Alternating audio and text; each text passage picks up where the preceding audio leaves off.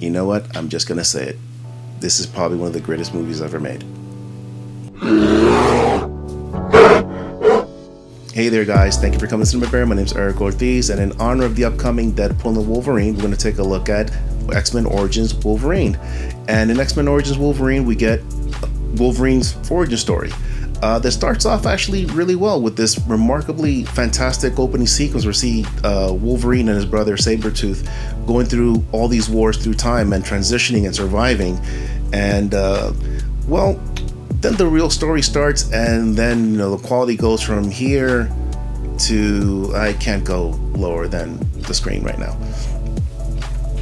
In terms of the directing, I'd say it's okay. This was the first film where I noticed Gavin Hood as a director. I later on went to see this film, Eye in the Sky, in the theater, that was infinitely better than the work he did here, which makes me to believe that whatever he was trying to do with this film, he was just not able to do, because the directing in this movie is flat. Hugh Jackman is very charismatic. A lot of the Ryan Reynolds as Deadpool Wish.com version is charismatic when he's allowed to do stuff. Will.i.am, Kevin Durant as the Blob. All these actors are trying, and it doesn't feel like they ever get a chance to shine. And you kind of want them to be the better versions of the characters that they're playing here, and it just never happens. And I don't know if that's a fault in just the directing or the screenplay, or if they were just hamstringed throughout the course of the production, because it is all so incredibly meh, as if like nobody wants to be in this film. Taking a close look at the performances, Hugh Jackman is just great as Wolverine. He knows Logan/Wolverine so well that even in a bad movie, he's still really good as the character. Liev Schreiber is a remarkably pleasant surprise as Sabretooth. He's having fun with this character. He's playing him so deliciously evil that even though his dialogue is ridiculous, it's still fun to watch.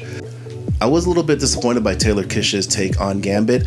It doesn't feel as if they really developed that version of Gambit very well. It's almost as if they threw him in there saying, hey kids, for those that wanted Gambit since the original X-Men film, here you go. And it feels like a waste of an opportunity. As for the rest of the cast, they're pretty much wasted here. It's kind of sad because there's so many great character actors in this movie that the list is very long and I'm not going to get into it. But it does feel as if someone, in an office was like eager to make a Wolverine film and wanted to make like a big Wolverine film, a big superhero movie, and their idea of a big superhero movie was just adding more and more superheroes, to the point that they kind of create some superheroes, and the ones that are here that we would recognize are not really fleshed out.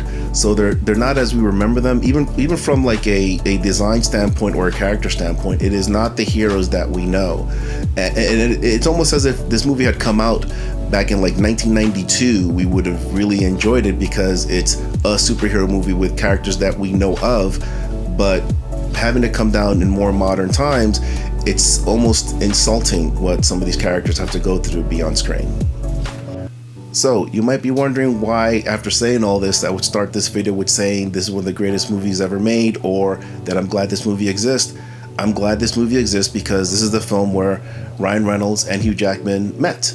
And these two guys have this remarkably awesome relationship that led to Ryan Reynolds getting a chance to finally do a proper Deadpool film, and has given us an opportunity to see, this hopefully remarkable Deadpool Wolverine movie, where we finally see Wolverine in his full yellow spandex glory. And without this movie, that doesn't happen. So I am grateful that X-Men Origins Wolverine exists, because if not for that, we wouldn't be here. Don't get me wrong, this movie is still cinebad. This is a bad movie, but it's almost like, when you're forced to eat your vegetables before you can have dessert. This is a big bowl of vegetables before you have a, pint of ice cream. And that's my honest take on X-Men Origins Wolverine. It is a bad movie. I'll say it has one or two, unique action sequences here. The cameo by Professor X / Patrick Stewart at the end is awful. You know what? I'll go on for another 2 hours. This movie's it's bad, but if you want to waste 2 hours before you see Deadpool Wolverine,